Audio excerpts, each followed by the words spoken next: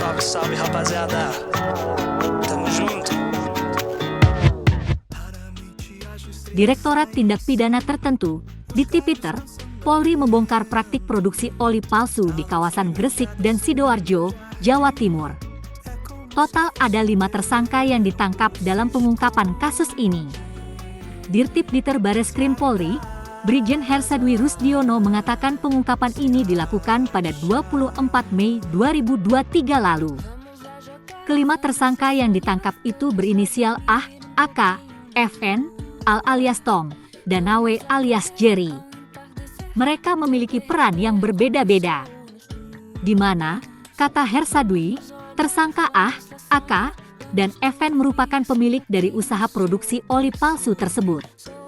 Brigjen Hersadwi juga mengungkapkan bagaimana kelimanya tersangka bisa membuat oli palsu tersebut.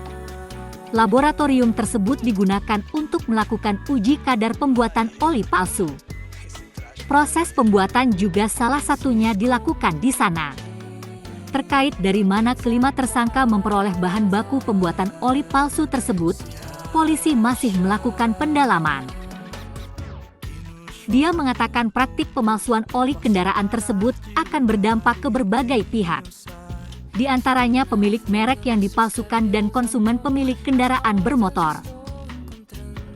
Bareskrim Polri menyita 36.933 botol oli kendaraan palsu siap edar dari 5 tersangka pemalsu oli di Gresik dan Sidoarjo itu. Puluhan ribu botol oli siap edar tersebut terdiri atas berbagai merek oli terkenal. Dari pantauan tribunnews.com, merek oli yang dipalsukan diantaranya adalah MPX 1 Honda, MPX 2 Honda, Yamalube, Federal, Mesran Pertamina, Castrol Gold, Suzuki X-Star, AHM Kolan, hingga oli Gardan.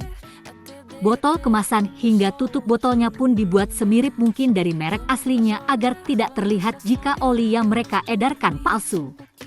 Dalam produksinya para pelaku bisa menghasilkan 312.000 botol setiap harinya. Ratusan ribu botol itu didistribusikan ke seluruh Indonesia. Tentu, dengan harga yang lebih murah dibanding produk oli asli. Indra menyebut produksi oli palsu tersebut telah dilakukan selama 3 tahun sejak 2020. Dia menyebut omzet yang bisa dihasilkan dalam penjualan oli palsu itu mencapai 20 miliar rupiah per bulan. Atas perbuatannya, para tersangka dijerat pasal 100 ayat 1 dan atau ayat 2 Undang-Undang Nomor 20 Tahun 2016. Lalu, pasal 120 ayat 1 Jo pasal 53 ayat 1 huruf B UU Nomor 3 Tahun 2014.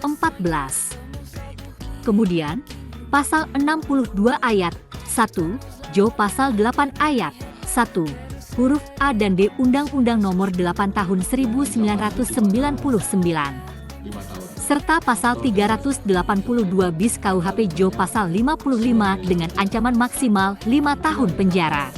20 ayat 1 junto pasal 53 ayat 1 huruf B Undang-Undang Nomor 3 Tahun 2014 tentang perindustrian dengan ancaman hukuman paling lama 5 tahun dan denda paling banyak 3 miliar rupiah.